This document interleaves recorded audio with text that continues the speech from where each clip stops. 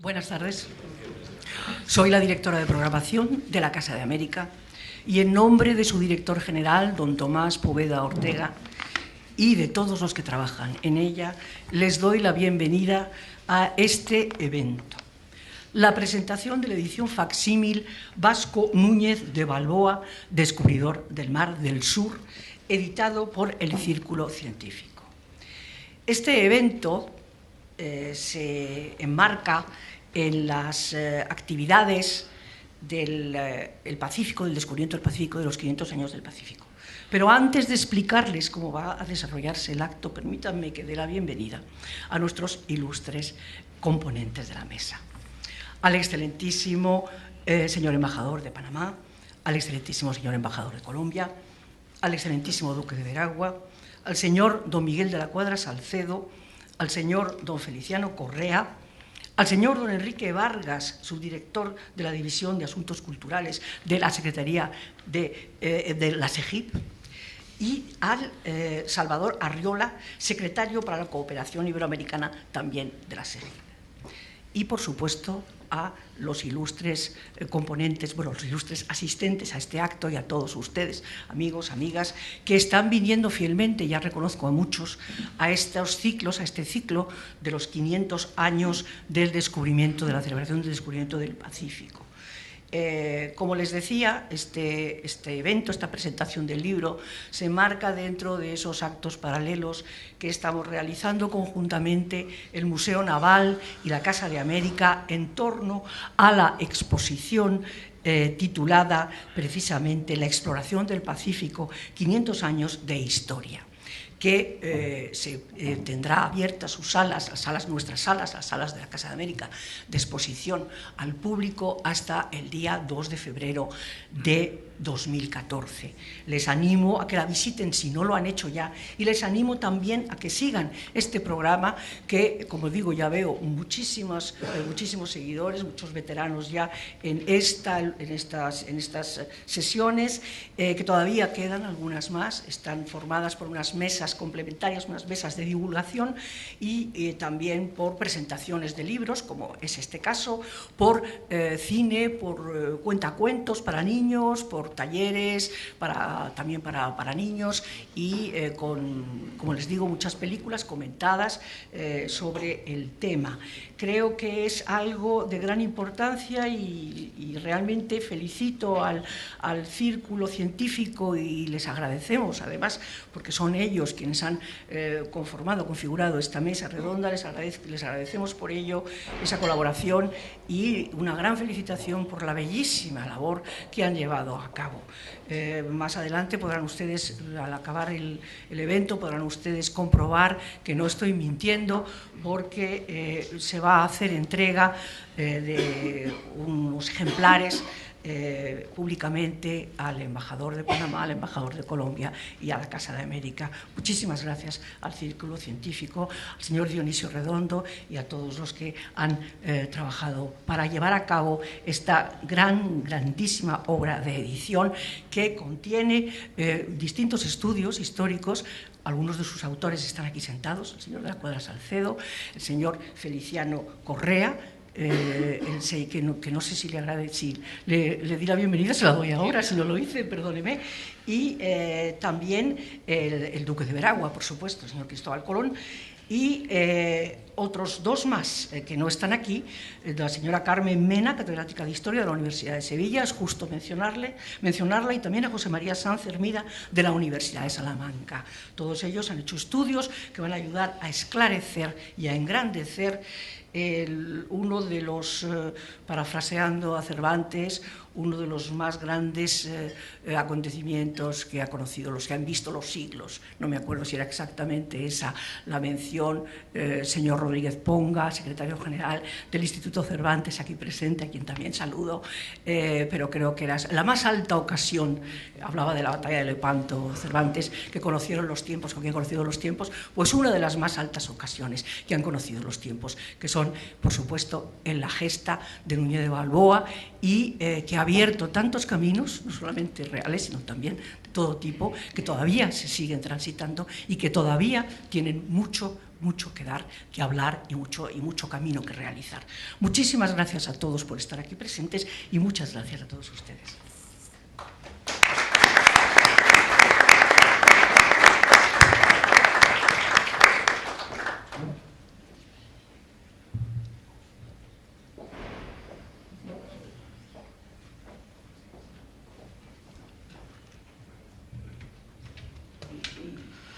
Muy buenas noches. Muchas gracias a Casa de América por abrir esta extraordinaria casa, abrir las puertas de este extraordinario y simbólico lugar. Por supuesto, Madrid con esta casa siempre que está abierta obviamente a todas las manifestaciones y este ciclo. Quiero felicitar especialmente a Julia, especialmente a Casa de América por la extraordinaria programación que tienen en torno de esta efeméride. Don Feliciano Correa, es un enorme gusto poder saludarlo, señor embajador de Panamá también, señor embajador de la República de Colombia, don Cristóbal Colón, mi queridísimo y entrañable don Miguel de la Cuadra. Soy portador de un saludo muy afectuoso de don Enrique Iglesias, secretario general iberoamericano. Digo yo que es un privilegio participar a nombre de la Secretaría General Iberoamericana en esta mesa con tan ilustres personajes, en ocasión de presentar esta magnífica, y recalco, magnífica edición facsimilar Vasco Núñez de Balboa.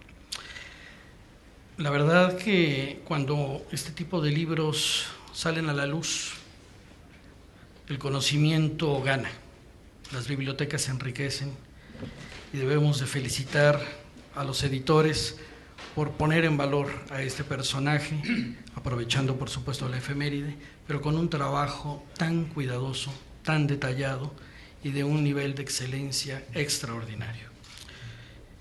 De verdad que debemos de sentirnos muy contentos porque es ahí cuando entramos en los terrenos de cuando el libro es arte también como objeto. Esta es una prueba de ello. El estudio nos muestra el lado humano de Balboa, nos adentra al contexto, al sitio donde nace el descubridor, cómo estaba conformado el gobierno de Jerez, el de los caballeros, el de Extremadura. Nos adentra también a lo que se conoce hasta el momento de su estirpe. Narra su condición de hidalgo, cosa no menor y que le marcaría por siempre. La edición también nos presenta la transcripción de las cartas, de la carta de Núñez de Balboa, y hace referencia y análisis de los documentos más importantes de la época. Nos presenta de una manera profunda cómo se comenzó a escribir la historia de lo que más adelante se llamaría América Española, por aquellos que emprendían las campañas. Pone en valor los relatos epistolares como el principio de la narración histórica de esa parte del mundo, cómo describen todo lo que para ellos era nuevo, cómo lo sobredimensionan, quizá, cómo se difundían fantasías que despertaron tanta avaricia y que enloquecieron a más de uno, cómo el oro deseado y prometido también estaba del otro lado, y cómo en buena medida motivó la expedición que le permitió a Núñez de Balboa ser el primer europeo en ver el mar del otro lado. Finalmente, la edición también nos regala a los bibliófilos la reproducción de esta maravillosa carta tan desconocida, esta carta de navegación, que no está fechada, que no se sabe el autor, pero que tiene la gran virtud de registrar por primera vez el Caribe, Mesoamérica, una buena parte del Golfo de México y una aproximación a la Florida. Se dice que es una de las cartas náuticas más desconocidas. Sin embargo, se asegura que 5 de las leyendas manuscritas en la misma, 4 de ellas tienen una relación directa con las expediciones de Núñez de Balboa y que en particular con el descubrimiento del Mar del Sur. Ojalá estas efemérides permitan profundizar en su estudio por los grandes especialistas y que siga arrojando datos y que estos puedan cruzarse con los archivos existentes, un trabajo todavía pendiente. Esta joya, esta edición, enriquecerá, como lo dije antes, a todos aquellos que la poseen. Este trabajo editorial, y así lo consideramos desde la Secretaría General Iberoamericana, consideramos debe ser más difundido y llegar a más públicos. Por ello, me permito ofrecer, a nombre de la Secretaría General Iberoamericana y de uno de los programas de cooperación, en particular el programa de la Televisión Educativa y Cultural Iberoamericana, TEIV, hacer en fecha próxima, si ustedes están de acuerdo, un programa de televisión especial sobre este tema dentro del canal Leer. Es un canal especializado sobre libros, sobre literatura, sobre también el libro como arte objeto. Y con esto poder llegar a más públicos, poder difundir este extraordinario trabajo y llegar a todas las latitudes a través de las nuevas tecnologías. Repito, a nombre del secretario Iglesias, que lamentablemente por compromisos de la agenda oficial no puede estar con nosotros, pues soy portador de su saludo y por supuesto los agradecidos somos nosotros, a los autores, a quienes están detrás de este proyecto, por poner en nuestras manos este ejemplar. Muchísimas gracias.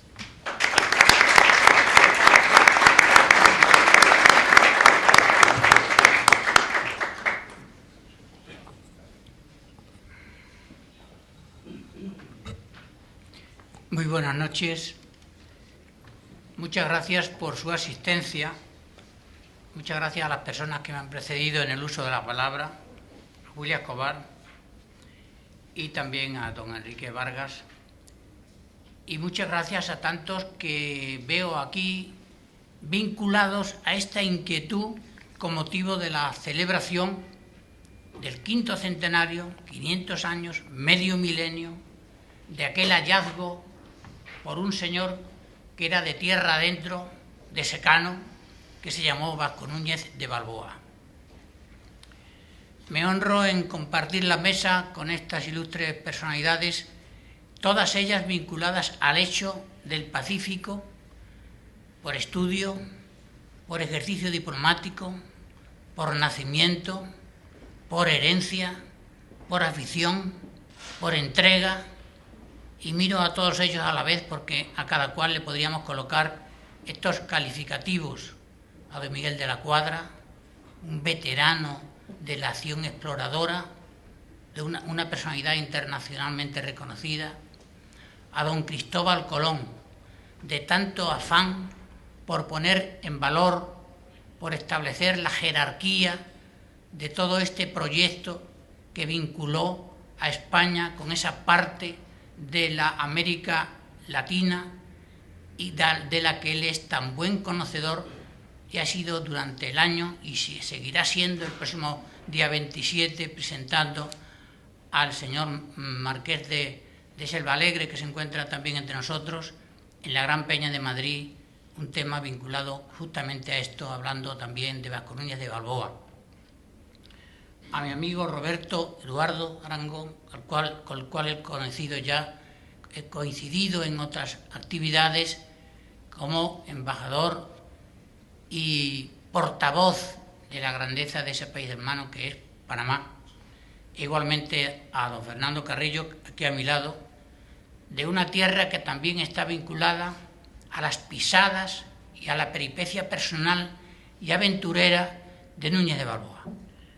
Muchas gracias, por tanto, a todos ustedes en este acto exceso que nos convoca Círculo Científico para presentar no un libro, sino un proyecto editorial de gran alcance, de cuello largo, de gran interés en el mundo de la bibliografía, como se ha dicho, para los bibliófilos, para los historiadores, para los amantes de los libros y también para los amantes de la curiosidad.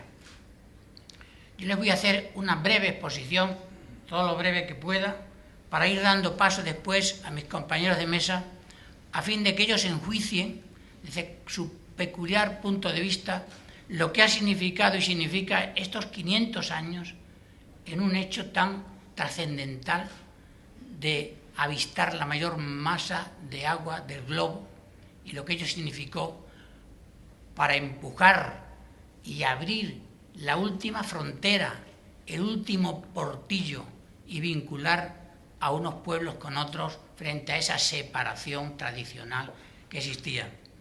También quiero agradecer la presencia de don Rafael Rodríguez Ponga, secretario general del Instituto Cervantes y hombre tan vinculado a la investigación y a la difusión de los valores del Pacífico.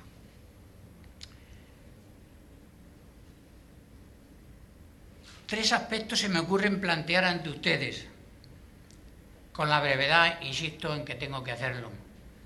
Balboa como sujeto de este acontecimiento, el Pacífico como objeto del mismo y la valoración que hemos de hacer o que debemos hacer en este año. Se ha escrito bastante, tanto en un lado como en el otro del océano, de Balboa. Se ha escrito mucho. Sin embargo, a pesar de esos años que llevamos escribiendo sobre él, y quizá porque, a pesar de la grandeza de su figura, hasta que no llega el siglo XIX y llegan personajes como Manuel José Quintana, que en esa transición hacia el romanticismo se empieza a fijar en algunas personas, en algunas personalidades del mundo de la conquista, junto con Washington Irving, que son los que ponen en valor a Balboa y a otros también, y pasan a ser de personajes desconocidos, solo tratados por especialistas, a personajes que van a entrar en el ámbito del mito.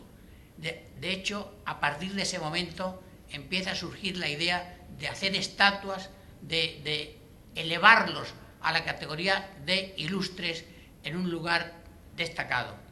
Pero bien, a pesar de ese esfuerzo que se ha hecho en escribir sobre ellos, lamentablemente no se ha abordado en el caso de Balboa sobre los primeros 25 años de vida que él pasó en aquella villa arrinconada al lado de Portugal, que se llamaba entonces Jerez, cerca de Badajoz, que antes se había llamado Xerez en tiempo de los templarios, Ceres en tiempo de los fenicios, Fama Julia en tiempo de los romanos, etc.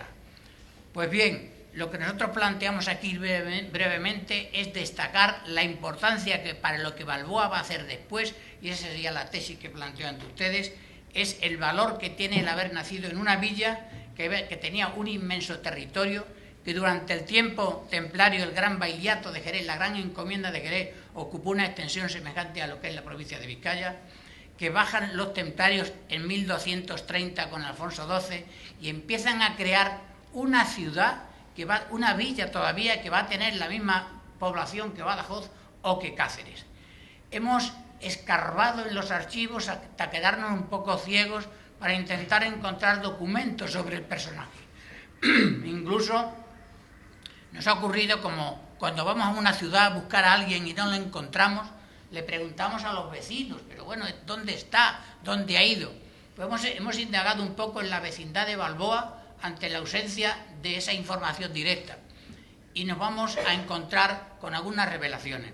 Este es un documento de 1629 que hemos encontrado en una casa arrumbada de la ciudad de Jerez de los Caballeros, en el cual se dicen misas ese año ya por Balboa y por su familia. Y ese es el ambiente en el que él vive.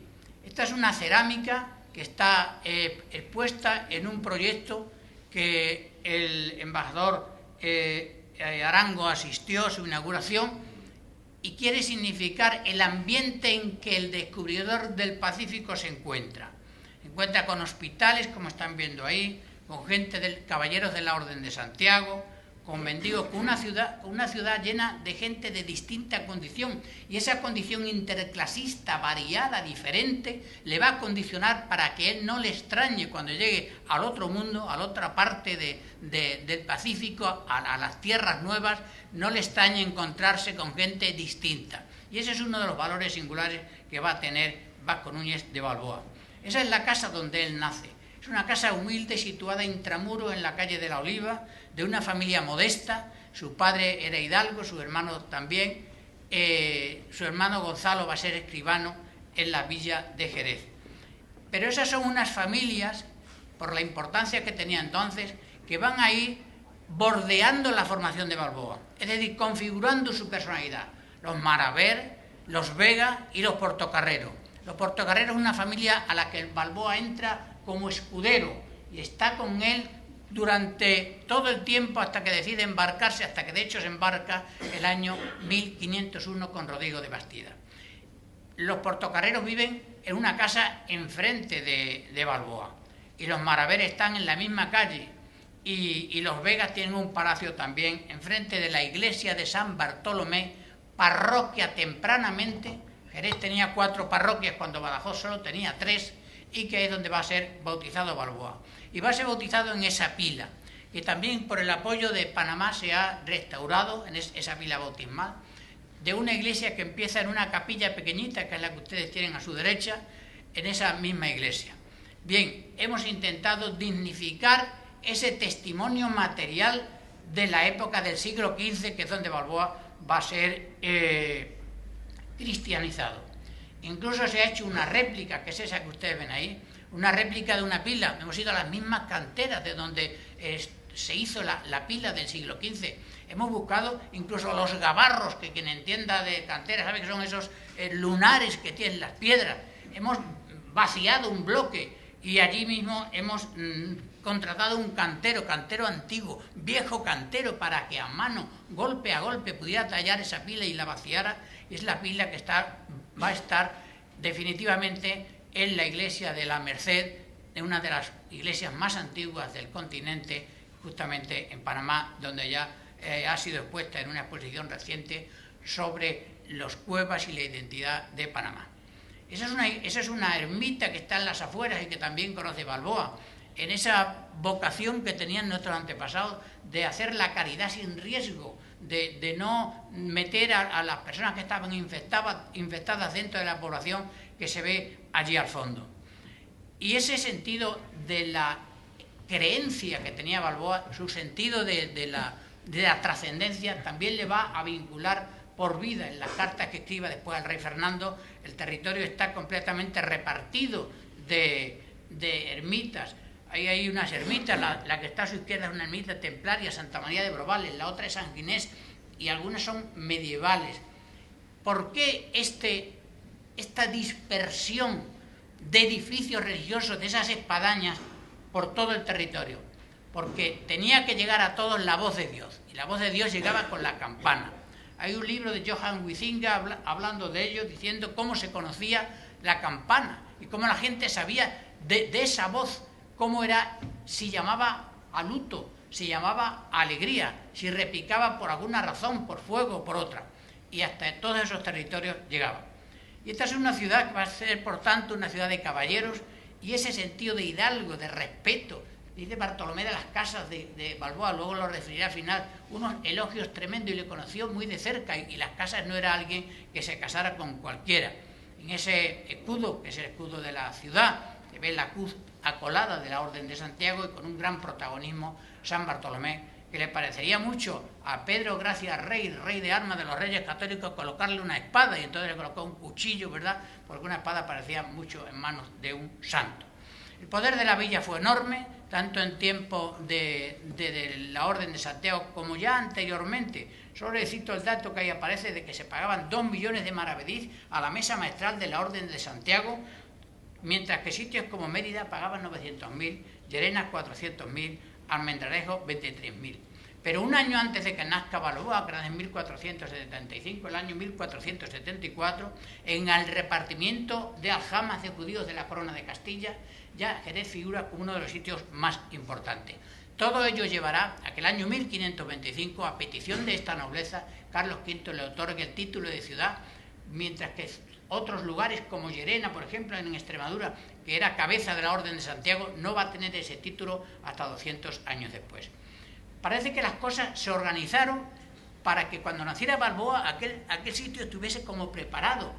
Y ahí en esta placa que pusimos hace unos años en la entrada del castillo, dice que el año 1471 un alcaide que había allí, llamado Martín de Mansarre, va a organizar las murallas, va a fortalecer el castillo. Esa es una placa, y hago aquí un apunte, lo importante que es las anotaciones. Encontramos las anotaciones en un sacerdote, Juan Solano de Figueroa y Altamirano, que lo apuntó un día que pasó por allí, porque luego se perdió esta placa, y gracias a ese apunte de aquel presbítero culto, como todos los presbíteros, pudimos localizar esta placa y repetirla. Balboa entra al servicio de los portocarreros. Es un hombre que maneja la espada muy bien, el espadachín. El lugar del Palacio de los Vegas, que está ahí, estaba ahí junto a esa puerta, que es la puerta de Alconchel, ahí vivía, y don Pedro Portocarrero era muy importante porque sostenía los gastos del castillo, cosa que conocemos por las anotaciones que se hicieron los visitadores de la Orden de Santiago. Ahí hay otras familias sobre las cuales no puedo evidentemente repetirme para no quitarle a mis compañeros el tiempo que en justicia han de tener. Pero sí es importante ver que ese sentido del honor, de la lealtad, que hoy nos queda tan alejado, ese sentido de la caballerosidad, de proteger al débil, eso que en la Edad Media se había desarrollado tanto, está muy presente en ese siglo XV donde Balboa va a vivir. Y hay un momento decisivo, hay varios momentos decisivos en la vida de Balboa. Y uno de los momentos decisivos no es precisamente cuando se embarca con Rodrigo de Bastida, sino es el momento en el que él, una vez que ha naufragado aquella expedición de Bastida, que fue muy importante porque a él le dio el conocimiento de su primer contacto con los indígenas y con las costas y con aquel mundo, pero una vez que se refugia en la Española y que tiene tan mala fortuna de que aquellas explotaciones agrarias, como muy bien ha estudiado el marqués de Selvalegre, pues no podían ser, entre otras cosas por el sitio donde estaba, que había unas tormentas tremendas, bueno, y claro, tiene tanta gente que le pide el dinero que le debe que quiere embarcarse. Y ese es un momento decisivo porque cuando se embarca de polizón con un perro, ¿a quién se le ocurre meterse con un perro que ladra, que se mueve? Debía ser un perro que merecía la pena, casi morir por él. Bueno, pues se embarca, dice, Oviedo dice que se envolvió en una lona y la casa dice que estaba en el tonel, que parece más probable. Pero el momento decisivo es porque cuando aparece que Fernández de Enciso, el jurisconsulto, ¿verdad?, le quiere dejar en una isla, le quiere tirar al mar. Entonces los valedores suyos, los que lo habían conocido en la Española, se oponen y entonces Balboa ya se incorpora a la expedición. Y ese es un momento indudablemente decisivo. Cuando se le pregunta a la gente, porque no le podemos preguntar a Balboa, salvo al testamento de don Pedro Portocarrero, al que espero referirme en un momento, don Pedro Portocarrero era alcaide de Sevilla cuando Balboa se embarca, y o bien le puso un puente de plata para quitárselo del medio porque era un hombre de gran personalidad, o bien habló con su amigo el empresario del mar, convertido en empresario del mar, Rodrigo de Bastida, para que lo metiera en el barco y se lo llevara. Pues bien, en cualquier caso, Balboa era un hombre de una gran personalidad. No se debía llevar bien con don Pedro, que era muy desconfiado, entre otras cosas porque era sordo, era don Pedro Portocarrero el sordo. Tenía 16 hijos y estaba muy desconfiado con todo el mundo según los testimonios. Pues bien, las casas que tan duro fue y que tantas ocasiones le ofreció a los enemigos de España, como a Teodoro de Bray, cuando hizo esos grabados contra los españoles, cuando habla de Balboa, es una delicia escucharle. Hace un retrato casi paradigmático del personaje, no solo desde el punto de vista de su estampa física, de bien proporcionado, de alto, de dispuesto, de entendido, que lo repite también luego Oviedo, es decir, un hombre que sabía leer y escribir. Bueno, ahí está la carta que le manda al rey.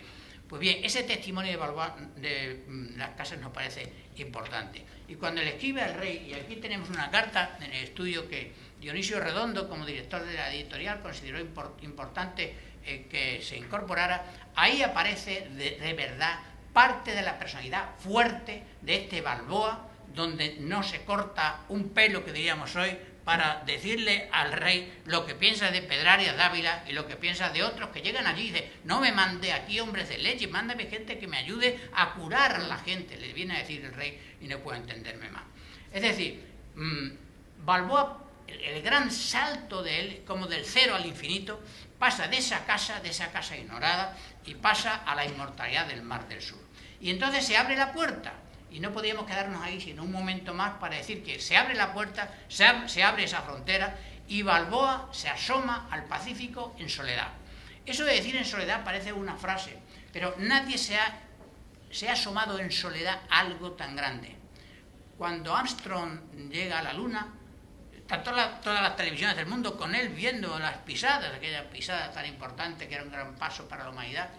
Cuando Magallanes se asoma al Pacífico, que así le llama, los demás del marino están viendo con él aquello, y así tantos otros. Parece más bien Balboa como si se hubiera asomado él solo, porque detiene a los suyos, parar un poco, y él sale solo y sube. Parece más bien un tema de laboratorio, como un descubrimiento de un Fleming, de un Ramón y Cajal, de otra persona que en soledad descubrir, es imposible transponer nuestra mente a la grandeza y a la gran sensación que tuvo que sentir un hombre, un castellano, alguien de tierra adentro que a lo mejor no sabía ni nadar, al encontrarse con aquella cosa tan inmensa. Y abrió unas posibilidades que sin ese hallazgo el mundo hubiera quedado manco, corto. Se crearon unas expectativas enormes sobre los estudios de antropología, sobre lo que suponía ese mar, sobre cómo el propio nombre de España a través de Nebrija se iba extendiendo por todos sitios, como todo aquello fue un impulso que venía del propio Renacimiento, porque Balboa era un hombre a su modo del Renacimiento, había nacido el mismo año que Miguel Ángel, y sin embargo sentía esa ansia de renovación. Es uno de esos personajes como a los artistas, que se le quedaba chico el espacio, y Balboa tuvo también que apoyarse en esa creación suya para ir un poco más allá ante ese espacio que se había quedado pequeño. Y abrió todas esas posibilidades a ese mundo enorme. Nebrija, Colón había hecho el gran descubrimiento y sabía la existencia del mar, pero por su edad, por las razones del cansancio, por las dificultades que el almirante tuvo que sobrellevar, no descubrió el Pacífico y le cedió a Colón. Uno, el gran descubrimiento de tierra, otro, el gran descubrimiento de agua. Y ese portillo ha dado lugar no solo a lo que se cumplirá un año el 15 de agosto de 2014, que es la primera vez que un barco atraviesa el canal de Panamá, 80 kilómetros. Digo, vamos a hacer un tajo de 80 kilómetros. Y ahora mismo están las empresas españolas, con la iniciativa que tiene el gobierno de Panamá y con la fuerza que tiene el gobierno de Panamá, de abrir ese tajo y de multiplicar, de sacar algo así como 80 o 90 pirámides de Egipto de tierra para que pueda ser posible este proyecto. Esa es la gran aventura del Océano Pacífico, el gran descubrimiento.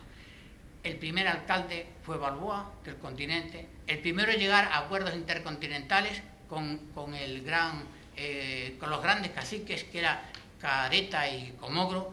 El primero en los pactos de familias. Él tuvo una relación con la hija de Careta, que la elogia también en las casas, diciendo que la trataba como si su misma mujer fuera.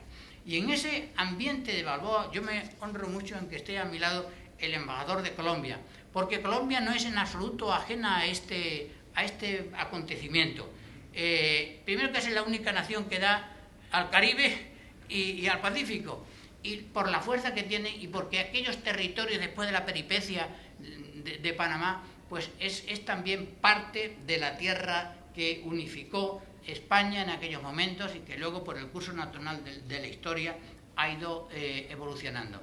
Por eso, esta es una mesa singular, señoras y señores, una mesa en que dos embajadores excelsos de los países latinos se sientan aquí, junto con el duque de Veragua, junto con don Miguel de la Cuadra Salcedo, que también conocen toda esta historia, para decir hoy, en esta fecha del 18 de noviembre, que formamos todos parte de un gran proyecto universal, y que fue esa iniciativa de los españoles y de aquellos pueblos aborígenes que cooperaron, como entendía Balboa, Balboa entendía que era imposible en la colonización y el enriquecimiento de aquellas tierras sin la complicidad de los nativos. Ese sentimiento parece que está hoy explicitado por la presencia de nuestros hermanos de aquellos lados. De tal manera que por eso 2013 es una conmemoración diferente, es una conmemoración de cooperación. Hace 100 años, para el libro donde ustedes tienen lo que yo acabo de decir y bastantes cosas más, para este libro yo estuve en Panamá, ¿verdad? Y el presidente de la República de Panamá, el doctor Martinelli, ha hecho la presentación de este libro con un texto, y cuando yo he averiguado qué es lo que ocurría hace 100 años, pues no ocurría casi nada. La descorrida del telón, sin recelos y sin segundas intenciones ni interpretaciones, está ocurriendo en otros días.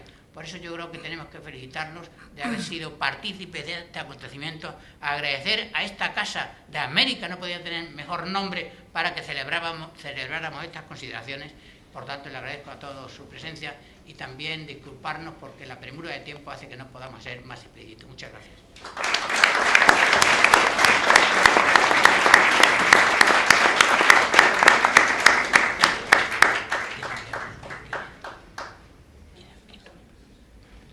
ahora mismo el embajador de Panamá, don Eduardo Arango, va a tomar la palabra. Buenas noches, don Feliciano. Don Roberto, perdón. Mi querido embajador de Colombia, Fernando Carrillo, por acompañarnos. Don Cristóbal Colón, duque de Veraguas. Don Miguel de la Cuadra Salcedo, compañero de un año de conmemorativo de los 500 años de descubrimiento del Mar del Sur. Señor Rodríguez Pomba, amigo Salvador de CEGIP, muchas caras conocidas. A diferencia y dentro del contexto de lo que es la celebración de los 500 años de descubrimiento del mar que Panamá celebró con España y que Panamá ha reconocido a través de este año y enaltecido, especialmente porque Balboa es una figura que ha sido reflejada en nuestra historia de diferentes maneras, en diferentes formas, y ha sido interpretada y contextualizada en lo que es Panamá hoy día, en gran parte de su proyección como país, en su proyección dentro de su contexto geográfico.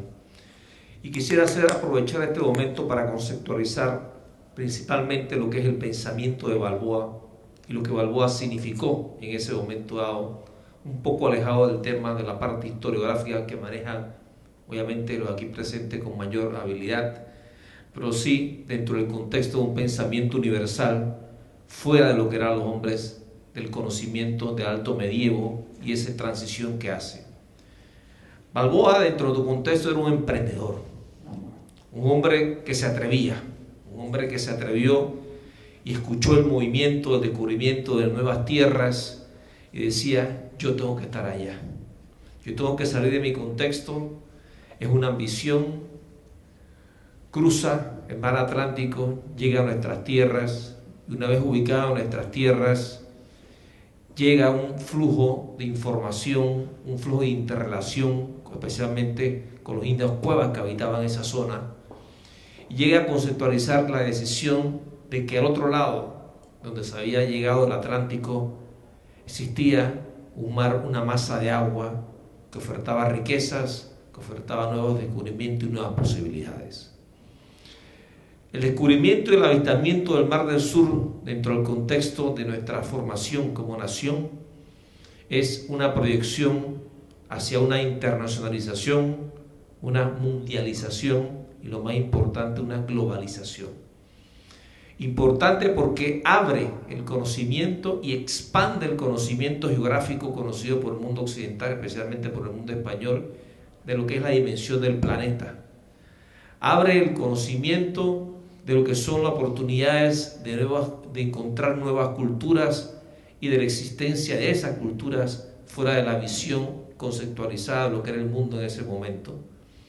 Abre la visión de un Pacífico extenso que obliga a la navegación y obliga a la exploración de nuevas tierras, la llegada a Filipinas, abre la ruta hacia el norte, hacia California, abre la ruta hacia el sur, hacia el Perú, y comienza a configurar toda la cartografía y comienza lo que es el desarrollo de la navegación, la ingeniería naval y el descubrimiento.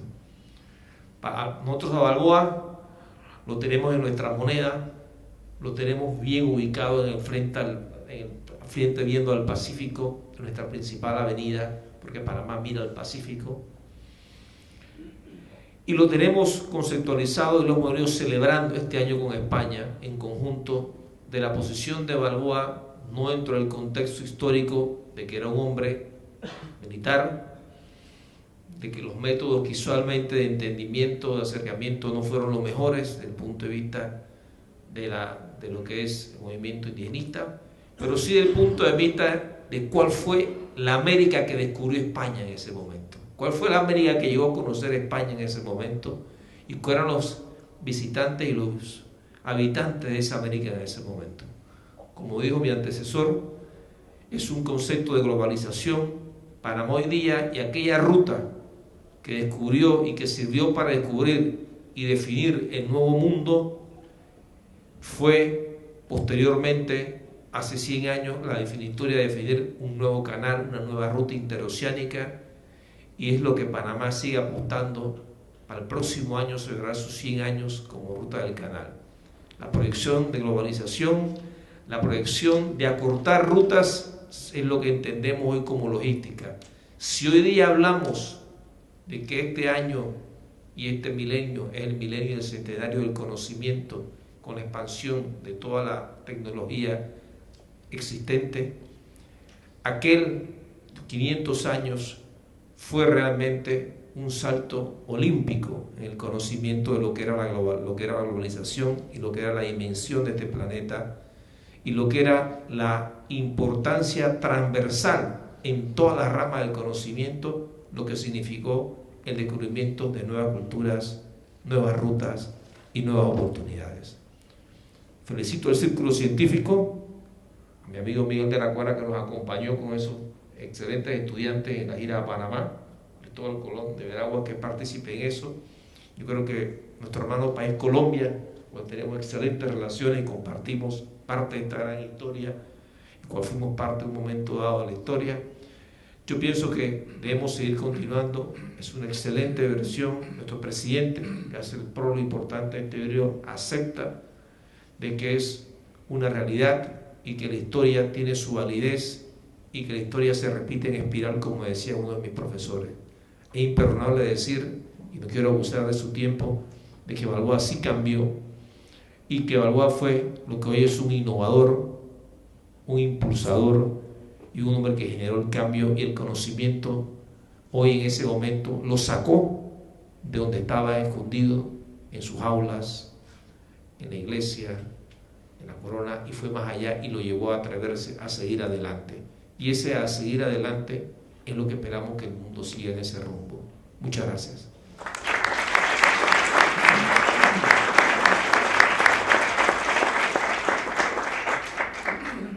Muchas gracias, querido embajador de la República de Panamá, don Roberto Eduardo Arango. A continuación va a ser el embajador de la República de Colombia, don Fernando Carrillo Flores, quien se va a dirigir a todos nosotros.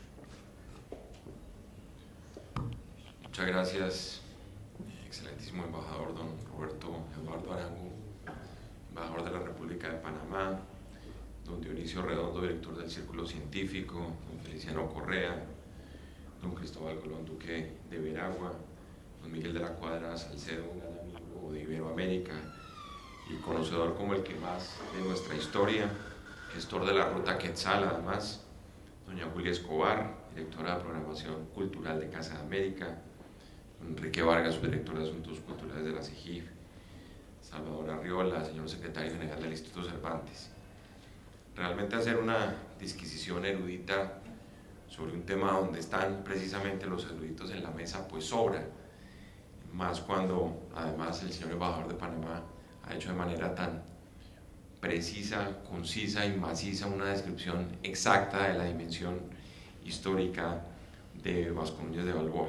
Pero yo sí quiero decirles que para Colombia particularmente es un gran honor asistir a esta cita cultural histórica con ocasión de la presentación de esta obra de arte, porque como aquí se ha dicho, es sobre todo eso, ese libro, y hacerlo en el marco precisamente del 5º centenario de la conmemoración precisamente de ese gran extremeño que fue Vasco Núñez de Balboa. Yo creo que la figura de Balboa es patrimonio binacional, es patrimonio de las dos naciones. Colombia y Panamá no solo han estado hermanadas en toda su historia, su cultura, sus desafíos, sus luchas, sino que tener como referente de desarrollo histórico a este hombre es precisamente lo que ha llevado a muchos a hablar de entre Colombia y Panamá, el territorio Balboa. En los libros de historia de los niños en Colombia, la figura de Vasco Núñez de Balboa tiene esas connotaciones, debo decirlo, tiene unas connotaciones grandes frente a lo que representa todo ese desarrollo de nuestro país y por supuesto esa relación con el Pacífico y con Panamá, que como él lo decía el señor embajador, estamos en el proceso de redescubrirla, un poco tardíamente, como usted lo decía, don Feliciano, pero bueno, nunca es tarde para arrancar de nuevo, a alcanzar a medir y a dimensionar todos los aspectos y digamos las variables que hoy en día pueden redescubrir el Pacífico. El libro, como aquí se ha dicho, destaca tal vez esa faceta humana. Normalmente los hombres que hacen la historia son conocidos más por sus ejecutorias y siempre se deja a un lado y poco se ahonda y se investiga sobre sus orígenes, sobre sus raíces, sobre quiénes fueron sus mentores, sus preceptores, como muy bien lo decía don Feliciano, estamos hablando de un hombre que dio un paso hacia la modernidad, lo que representa la modernidad, lo que representa hoy en día la posmodernidad, lo que representa algo que realmente deja una gran reflexión para hacer también una gran disquisición alrededor de algo que es mucho más que un mar, que yo creo que esa es una expresión muy afortunada, un mar ilimitado, un mar inmortal, un mar que hoy en día además tiene unas connotaciones de puente, de factor aglutinador, de sinergias entre tantos mundos, entre tantas naciones, y que tiene además connotaciones, y eso quiero destacarlo, ya lo mencionaba el señor embajador de Panamá, unas connotaciones de futurismo que hoy más que nunca individualizan a nuestros países, de futurismo en materia de integración comercial, en materia de integración política, en materia de integración económica, social. Bien decía el embajador de Panamá, y creo que el libro ahonda en ese tipo de testimonios, que tal vez la descripción de los hombres además siempre debe tener en su justa medida esa descripción de luces y sombras, de valles y montañas, de los momentos positivos y los momentos negativos. Uno podría decir, bueno, y hoy, 500 años después, ¿cómo podemos valorar lo que fue el tema de la relación con los indígenas? Porque además se trataba, bien se ha dicho acá, no solo de un gran emprendedor, sino de un gran líder, como diríamos hoy en términos mucho más posmodernos. El liderazgo con lo que implica una visión de futuro, una capacidad de llevar a tomar una serie de determinaciones a otros que sin el liderazgo simplemente fracasarían, como fracasaron muchos en empresas históricas tan trascendentes como esta, y que es indiscutiblemente un precursor de la globalidad, como lo han dicho quienes me antecedieron en el uso de la palabra. La globalidad con todas esas implicaciones que tiene, no solo la globalidad en sentido económico, que es la única sobre la cual parece que se han hecho profundas reflexiones, sino la globalidad en sentido social, en sentido cultural, en sentido histórico. Luego creo que ese es el gran aporte de esta obra. Me parece que además de sus condiciones estéticas bastante trascendentes, además que llaman necesariamente a hacerle pues un homenaje a quienes intervinieron de manera tan clara en la producción de esta obra, está todo ese contenido que invita, como ustedes lo han dicho, a una reflexión adicional siempre. Es que esto no puede terminar aquí. Creo que la propuesta que ha hecho el ilustre representante de la CEGIB invita precisamente a eso, a que logremos que esto sea de nuevo un punto de arranque hacia otros objetivos, arrancando de esta dimensión humana que siempre termina, en el caso de los grandes hombres, teniendo una dimensión política realmente insospechada por sus características como gobernante y como guerrero, que entiendo que es uno de los aspectos de la fusión de esa personalidad que se destaca tanto precisamente en ese libro. Luego yo simplemente también, para no abusar del tiempo de ustedes, simplemente diría que ojalá este esfuerzo tan importante, tan significativo que se ha hecho con esta magnífica publicación sea precisamente el punto de partida para que las nuevas generaciones que son ajenas normalmente a este tipo de reflexión vean que aquí hay un componente grandísimo de futurismo, de replantear de alguna manera esa relación en el momento en que el mundo se redescubre a sí mismo, con el descubrimiento de América, por supuesto, y con el descubrimiento de este gran mar, con muchas de sus consecuencias que todavía siguen inexplotadas. Entonces, yo creo que debemos celebrar esta publicación y esperar, ya lo digo, que esto sea el nuevo punto de arranque para nuevas reflexiones. Muchísimas gracias a todos.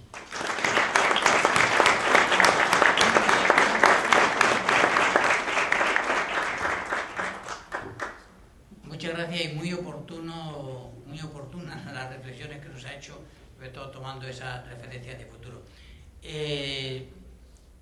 Querido Miguel, si quieres, para que cierre el señor Duque de Veragua. El que tiene que cerrar el acto es el más importante, nuestro amigo el almirante. Por eso te voy a decir unas pocas palabras y perdona que hable un poco de yo. Me fui el año 56, todos ustedes eran muy pequeños, con una beca precisamente a Mayagüez. Y de ahí viví muy cerca de San Germán, que hoy preguntamos a los puertorriqueños, ¿y San Germán por qué? Porque era Germana de Foix, era la mujer de Fernando el Católico. Es que todas estas aventuras, tanto Florida, Juan Ponce de León como Balboa, se hacen con Fernando el Católico y doña Juana, su hija. Esos eran los reyes de España. Isabel había muerto, pero en esa época de Isabel, en 1502, está la aventura del gran descubridor virtual de ese Pacífico. Ese fue, pues, el almirante Cristóbal Colón. Yo no sé por qué ahora, en el año 13, decís, es que el año 3, 1503, en 1502, desde Badajoz, tú sabes que se hicieron 10.000 monedas de cobre para entregarlas allá, en el más allá, en aquella India. Esas se las dieron a Cristóbal Colón, para llevarlas de cobre, además. Y entonces, cuando llega Cristóbal Colón, llega, pues, un poco después de Bastidas, por arriba, y se juntan los dos, ahí en el nombre de Dios, por ahí cerca. Lo importante fue que dijo Colón, mira, si yo navego de aquí, dice, fijaros, y navego como desde Figueras, como desde Gerona a Fuenterrabía, llego ya a otro sitio, a otro mar, a Catígora. Catígora era lo que había en sus mapas escrito Ptolomeo. Era al final de China, pues Catígora. Y Catígora, pues es donde Colón dijo tenemos que ir. Y entonces ya su hijo, cuando ya es mayor, pues escribe ese almirante tan bonito que escribe diciendo que mi padre encontró un estrecho de tierra que no de mar. Pero todo eso es ese mar del sur que había, ese lago español al otro lado, que ya tenía en su cabeza Cristóbal Colón. Y nadie habla hoy en día, en 1513, de Cristóbal Colón. Es que esa es la palanca. En 1502 se va, llega, ya sabéis que llega al río Chagres, de tu país, el río de los cocodrilos, funda Belén, está al otro lado, bueno, terrible, después termina en Jamaica. Yo creo que es importantísimo ese viaje de Colón. Por eso nadie lo une con Colón y después todo el mundo se olvida de Colombia. Es Panamá, que yo quiero muchísimo, porque yo cuando vino en su avión particular a ver un amigo mío de España, que era Rodríguez Zoilo, que era un periodista de la agencia EFE, vino en su avión y comimos en la casa de Vizcaya, Omar Torrijos, él y yo. Y entonces Omar me dijo, mira Miguel, con la policía nuestra quiero que vayas a hacer el cruce, en ese programa que te has inventado, el cruce de todo el Darién. Y figuraros, ya en aquel tiempo lo quisimos hacer como primer viaje con Omar Torrijos. Y entonces yo fui con el año 60, cuando yo estaba ya, terminé de estudiar, entonces me fui a Puerto Rico, de Puerto Rico me fui a Colombia, y en Colombia me hice muy amigo de Romoli, que sabrá nuestro embajador quién era, Nuestra Señora Romoli, era una arqueóloga maravillosa que nos enseñó quiénes eran los protagonistas de toda aquella aventura. Eran los indios Cueva. Es que cuando me dicen, oye, ¿y los cuna? Es que no había cunas. No había ningún cuna entonces en Colombia, en Panamá. Por eso la gente dice, hombre, ¿cómo los cunas? Es que los cunas aparecieron en el año 1611. Hasta entonces eran los Cueva, que ya no quedó ninguno. Eso hay que un poco también estar con la mochila que llevamos dentro, Pedrarias de Ávila. Pedrarias de Ávila, converso, él fue el que se enfadó mucho cuando ve que Núñez de Balboa, alcalde de Santa María de la Antigua, con un pariente mío, que era Zamudio, Martín de Zamudio, fue alcalde con él a la vez, y entonces él pacta con 30 caciques, algunos de ellos, como el padre de su novia encantadora, tenía 3.000 indígenas con él, el otro, otros 3.000, eran importantísimos. Pues bueno, contra todo eso fue Pedrarias. Y Pedrarias yo creo que fue uno de los que sí hizo un genocidio, pero nunca, por favor, Núñez de Balboa. Núñez Balboa, además, las verdaderas aventuras de Núñez Balboa las tuvo en Colombia, no en Panamá, porque ahí estaban los que eran flecheros, los que tenían veneno. En otro lado no, en otro lado tenían unas lanzas colestólicas y eran los cuevas diferentes. Yo creo que toda esa historia hay que explicarla un poco, porque los Emberás, los Nuanamás, Río Atrato, Río San Juan, ahí yo estuve trabajando, sacando madera en el año 60 en el río Sucio, en el río en Turbo.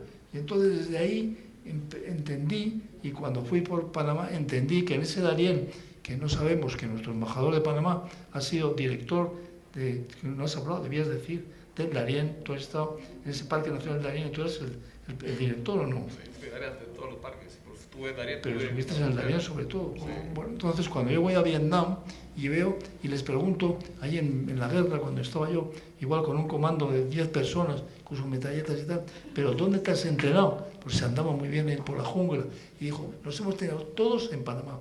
En la Casa de las Américas allá, tenían, tú sabes, al lado de Panamá, en Jatún, precisamente, yo dije, no, yo tengo que ir ahí.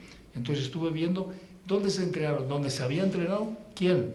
Pues Núñez Balboa, Pizarro, todos los soldados nuestros estaban entrenándose allá, pero era eso, el descubrir la impresionante selva del Darién. Yo creo que fue, además, todos perseguidos por los chimbilas. Chimbila o chimbilaco, no sé si tú los nombrabas entonces, pero es en el idioma de ellos, son los vampiros, porque hay vampiros que chupan la sangre. A mí me chuparon la sangre de la oreja, y eso transmite hasta la rabia. Y usted, en el Chocó, en ese norte, en ese oeste de Colombia, tienen ustedes esos vampiros que chupan la sangre todavía. Y es muy importante e interesante meterse en esa selva, que ahora ya se puede, porque ya están en paz en Colombia. Por favor, vayan ustedes de Cartagena a San Basilio de Palenque y sigan un poco más, donde la negritud se termina ahí por Turbo y todo eso. Hemos llevado este año uno que nos ha presentado el embajador de Colombia, un indígena chamán de Emberás que ha venido con nosotros en todo el programa. Y después nos hemos olvidado de Balboa, pero Emiliano Balboa, tú no te olvides que él llegó allá con Ponquiaco. Ponquiaco era el indígena que fue con él. Y Ponquiaco es el que en los dibujos tan maravillosos que hicieron 16 está Ponquiaco enseñándole el mar así. Que voy solo, dijo él, sí voy solo, pero con Ponquiaco detrás. Entonces el indígena Cuevas le dijo, mira, el mar del sur. Y el otro le dice, hombre, acordaos que es 1513, te vas a llamar Don Carlos. Y le puso, y lo vas a bautizar. Y lo bautizó allá con el nombre de Don Carlos. Pero Don Carlos era príncipe de Gante. El año 1513, quien nació en 1500 tenía 13 años nada más. Y ese fue el nombre. Te llamarás Don Carlos. Y Balboa, que fue más inteligente, antiguamente también había nombrado y bautizó en Santa María de la Antigua a otro con el nombre de Don Fernando.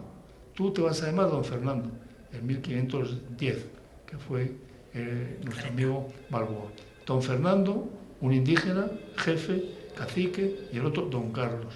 Y de eso no hablamos, y aquí hablamos solamente de los morriones. Ya saben ustedes que los morriones son esos cascos que llevaban, que tenían prohibidos, decía, dos personajes que estuvieron allá.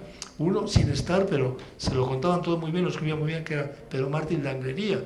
Y otro, Gonzalo Fernández de Oviedo, que estuvo allá y nos contó que tenían prohibido los españoles con las espadas, con los Cueva, pegarles en la cabeza. Porque se rompían las espadas porque tenían doble tamaño de cráneo. Y entonces no necesitaban morriones los indígenas de allá. Todas esas historias, sobre todo también el regalo cuando yo estuve en Puerto Rico, de aquel perro que tenía Ponce de León, que el hijo de ese perro se lo llevó Balboa a Santa María de la Antigua. Pero ¿cómo comprenden ustedes que el pobre Balboa fue en un tonel? ¿Cómo va a ir a un tonel con un perro? Con un perro que además era un mastín grandísimo. Eso es imposible, ni barrica ni nada. ¿Y qué le pasó? ¿Y qué le pasó al pobre Balboa? El pobre Balboa, que era de Jerez de los Caballeros, es un experto en cultivar y en tener granjas de cerdos. Y él tuvo una maravillosa finca ya que ganaba muchísimo dinero hasta que vino. Es que la gente no sabe. Por favor, vean ustedes lo que son los tifones, lo que son los huracanes, con el nombre del Pacífico. ¿Qué ha pasado con los huracanes? Es que desaparecía todo. Entonces la hacienda del pobre Balboa desapareció y se quedó a cero, con las deudas de los que iba a ir pagando, pero no podía.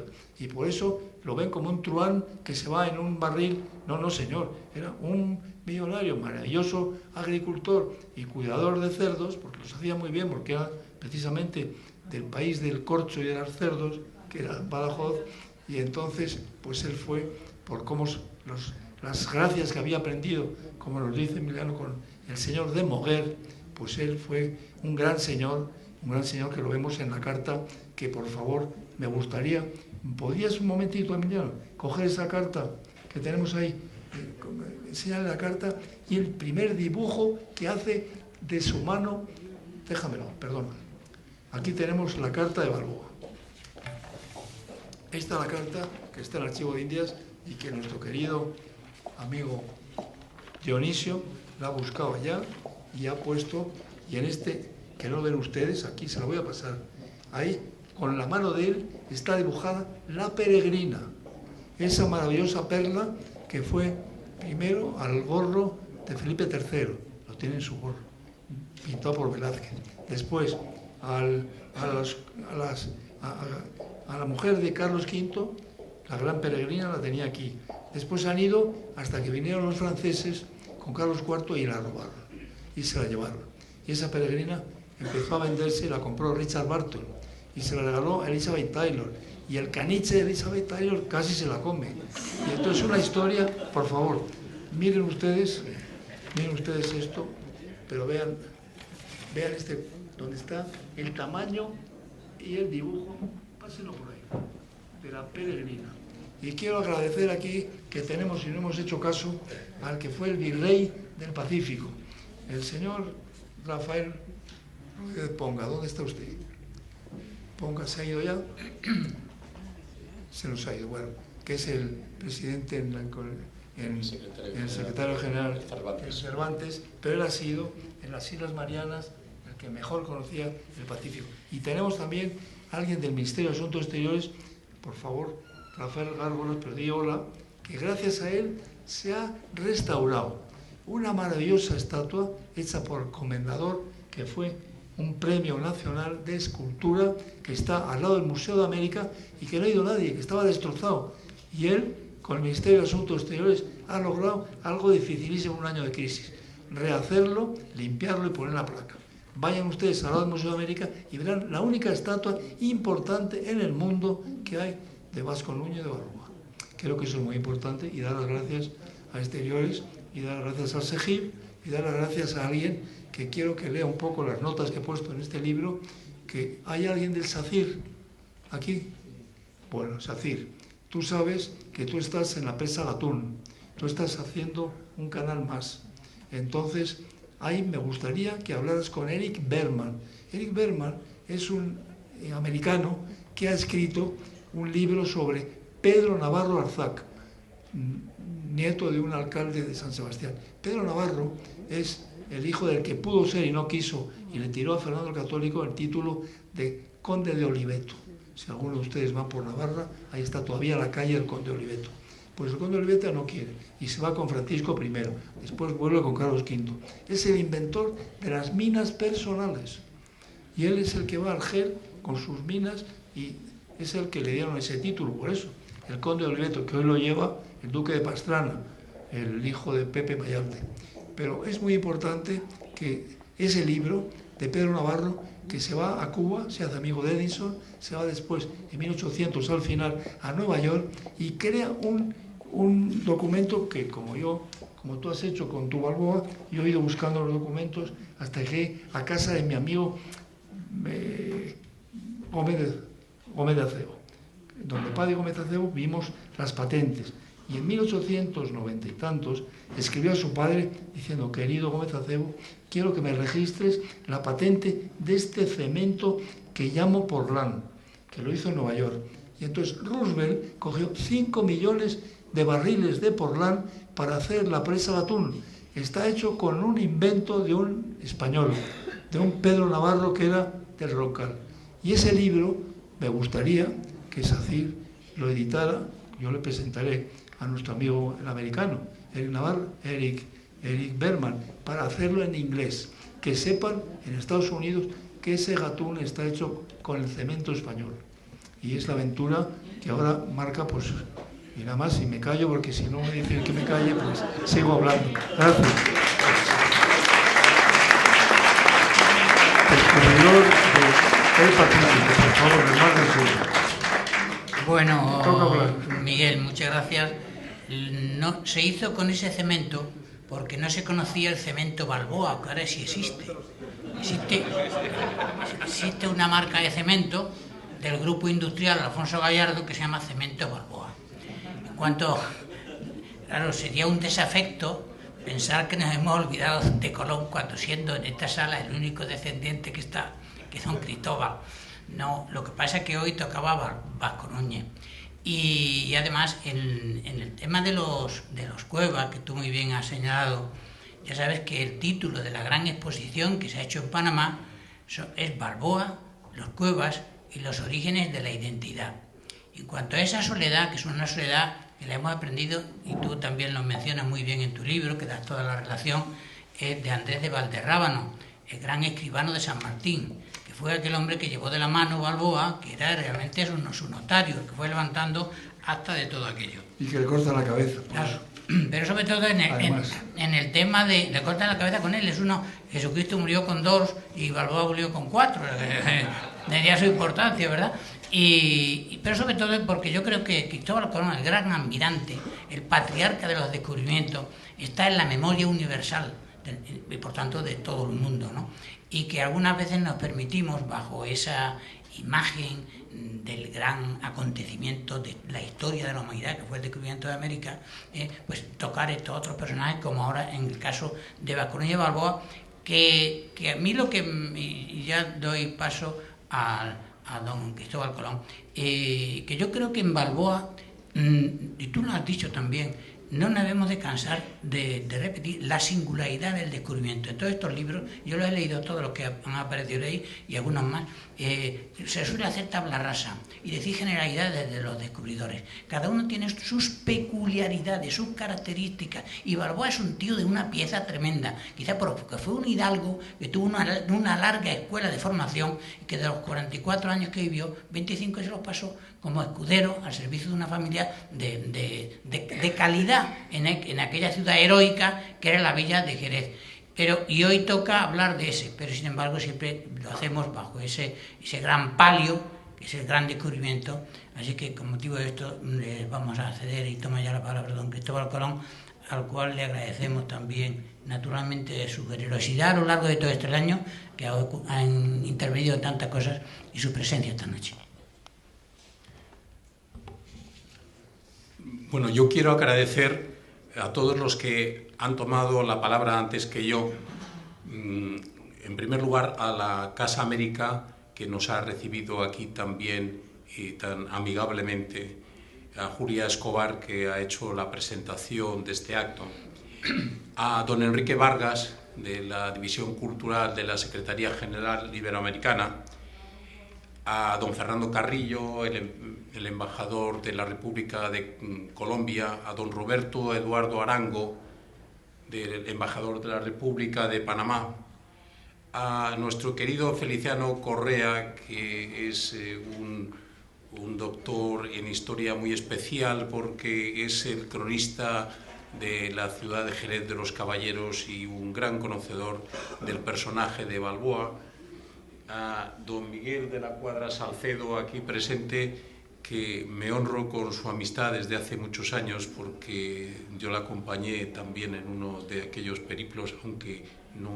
yo no era escolar, pero sí le acompañé a las selvas del Orinoco hace unos cuantos años ya. Y por supuesto a Dionisio Redondo, que ha sido el factotum de esta edición del Círculo Científico, que nos ha traído esta magnífica obra en facsímil, pero con una presentación singular, porque junto a la carta que Balboa dirige al rey don Fernando también están esa carta náutica tan desconocida que figura en el panel de allí, y por supuesto el grabado delicioso del personaje Vasco Núñez de Balboa que aparece arriba. Todo ese conjunto metido en estuche precioso es lo que constituye la edición monumental que viene a conmemorar este quinto centenario del descubrimiento del Mar del Sur. Y yo voy a hacerle ahora a todos ustedes, ya como acto final, unas pequeñas reflexiones de estos temas históricos. Me van a permitir que las lea porque yo como un poco como, no como Cervantes por supuesto, pero parafraseando un poco a Cervantes, con la espada y con la pluma pues me manejo bien, casi mejor que con la palabra, pero así evito olvidarme de los conceptos fundamentales. Si en ocasiones la realidad supera la ficción, la historia de España está llena de ejemplos. Con el descubrimiento de América se abrió un inmenso escenario geográfico para que nuestros navegantes, exploradores y conquistadores llevaran a cabo las gestas más increíbles y valerosas. Los nombres de los que alcanzaron mayor fama están en la memoria de todos nosotros.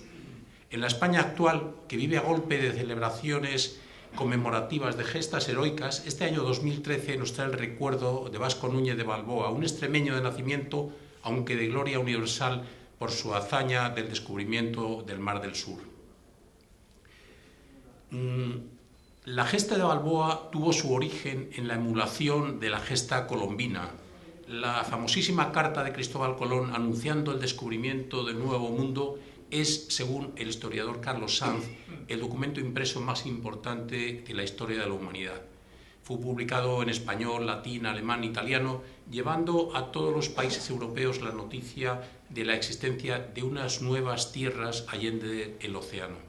La descripción colombina, en la que describe sobre la existencia de unos habitantes de singular aspecto, de plantas y animales exóticos, provocó una gran conmoción en Europa.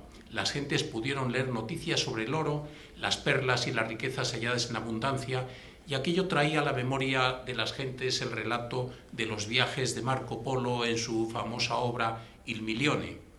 Si hasta entonces sus palabras habían sido consideradas como una fábula, la narración colombina le daba veracidad y generó una ola de ilusión colectiva que suscitó el deseo de viajar a las nuevas tierras. Soñaban con que allí las oportunidades de fama y fortuna que les negaban las humildes economías de sus lugares de origen, pero sus sueños no siempre se vieron cumplidos, pues pocos volvieron ricos y muchos perdieron sus vidas en el intento. El extremeño Vasco Núñez de Balboa contaba con 18 años cuando oyó hablar de las Indias. Sería entonces como escudero en la casa de Pedro de Portocarrero, el señor de Moguer, un pequeño pueblo marinero situado en las cercanías del monasterio de la Rábida. El sueño de Balboa se hizo realidad cuando en 1501 embarcó con Rodrigo de Bastida y Juan de la Cosa.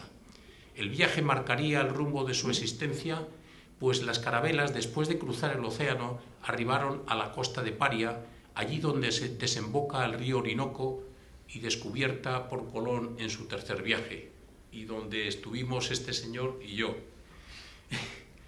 Las dos carabelas recorrieron las actuales costas de Venezuela, Colombia, y descubrieron las bahías de Cartagena de Indias y Urabá. Su derrota continuó por las costas panameñas, llegando hasta Nombre de Dios y Retrete, situadas en el Istmo. El viaje era complementario de aquel que llevó a cabo el almirante, con tan solo unos meses de desfase, pues este partió desde el norte para recorrer sucesivamente las costas de Honduras, Costa Rica y Panamá. La conclusión final de la doble exploración le supuso a Colón una profunda decepción, cuando supo que ni Bastidas ni él habían hallado el paso que con tanto ahínco había buscado.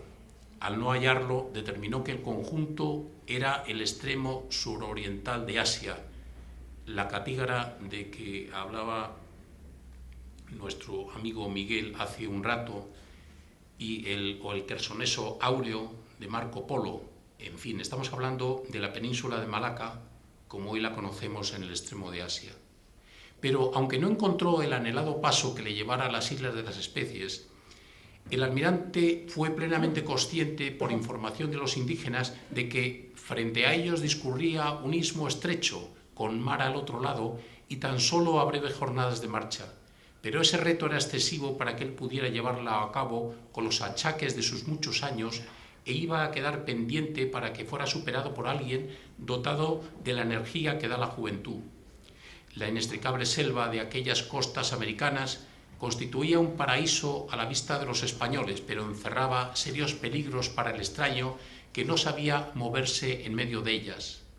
Sin embargo, la densa vegetación tropical, el agobiante calor húmedo, las serpientes, las nubes de mosquitos y las frecuentes lluvias no iban a constituir obstáculo suficiente para frenar el empuje de Balboa y sus exploradores. En este escenario tuvieron lugar los primeros encuentros de los recién llegados con los indígenas y aunque aquellos procuraban que fueran pacíficos, no siempre lo conseguían. Hubo ocasiones en las que tuvieron que hacer frente a sus ataques, donde las flechas envenenadas constituían armas mortíferas. Los españoles, protegidos tras sus petos y rodelas de acero, con sus cabezas cubiertas por el metal de sus morriones, oponían sus mosquetes, ballestas y sobre todo los feroces perros de presa que causaban terror a los nativos. Terminaba su primera experiencia como explorador en 1502, el aventurero se estableció en Santo Domingo. 8 años duraría su estancia en la isla, donde huiría forzado por las deudas, como explicaba hace un momento Miguel de la Cuadra Salcedo. La auténtica epopeya de Balboa comenzó con su embarque como polizón en la primera ocasión que se le presentó. Se introdujo en un barril, yo creo que era un barril, y estamos hablando de los barriles grandes que se empleaban para llevar agua, junto a su perro Leoncico, para embarcar en la expedición de Martín Fernández de Enciso, enviada en socorro de Alonso de Ojeda. Al ser descubierta su presencia a bordo, estuvo a punto de acabar sus días abandonado en una isla desierta, pero su oportuno alegato del conocimiento que tenía de aquellas tierras, obtenido en su anterior expedición, le permitió continuar en el grupo. Al llegar a tierra, los castellanos estaban en el poblado de San Sebastián, fundado por Ojeda, en el territorio de Nueva Andalucía. El lugar era inhóspito y peligroso, pues sufrían el acoso permanente de los indígenas. En uno de esos ataques, Ojeda fue herido en una pierna y tuvo que ser evacuado a la Española. A su arribada, gracias a su conocimiento previo del territorio, Balboa propuso unir a los supervivientes de las expediciones de Ojeda y de Nicuesa, que estaban en 2 jurisdicciones diferentes, y estos acabaron reuniéndose en un nuevo lugar situado a orillas del Darién, en la actual región de Panamá, fronteriza con Colombia y fronteriza también con las 2 jurisdicciones de que hablamos. Allí, junto a un poblado de nativos, Enciso y Balboa fundaron Santa María la Antigua del Darién, la primera población del continente americano. Los cronistas nos han dejado el retrato humano de Balboa, cuya popularidad le sirvió para alzarse con el mando al tiempo que se mostraba comprensivo y amistoso con los caciques de los territorios que exploraba. En aquellos días tuvo lugar un episodio tal vez el más bello de la vida del aventurero y que nos muestra su aspecto más humano. Hablamos de la relación con Anayansi, la hija del cacique Careta, que fuera entregada a Balboa para sellar una amistad duradera con los cristianos. El amor, surgido entonces entre 2 personas pertenecientes a mundos tan diferentes, constituye uno de los más bellos ejemplos de mestizaje en las crónicas españolas del Nuevo Mundo. Pero su aproximación amistosa a Careta tendría otro premio insospechado, que alzaría a Vasco a la gloria para los siglos venideros. El primer día de septiembre de 1513, el jerezano inició la marcha para alcanzar el mar que le informaron existía tras las montañas. Marchando al frente de 190 hombres, acometió la proeza de cruzar un istmo cubierto de una tupida selva tropical donde no existían caminos. La mitad de su hueste quedaría en el poblado con Careta y Anayansi, mientras Balboa proseguiría al frente de 66 hombres. El 25 de septiembre, desde lo alto de las cumbres de la cordillera, pudo divisar la azul superficie de un mar inmenso que se extendía a sus pies. 4 días después alcanzaron las playas de lo que bautizó como Mar del Sur, ya que se encontraba al mediodía del mar Caribe que hasta entonces habían navegado. Adentrándose en sus aguas hasta la rodilla, Vasco Núñez de Balboa tomó posesión en nombre del rey de España. En la crónica del escribano Andrés de Valderrábano figuran los nombres de aquellos 67 españoles. Su descubrimiento planteaba una nueva meta que tendrían que alcanzar los navegantes españoles en el siglo que comenzaba. Se trataba de dar respuesta a las incógnitas de la medida y la geografía de un mundo entonces inconcluso, cuyo conocimiento completaría Magallanes con la vuelta al mundo. Muchas gracias por su atención.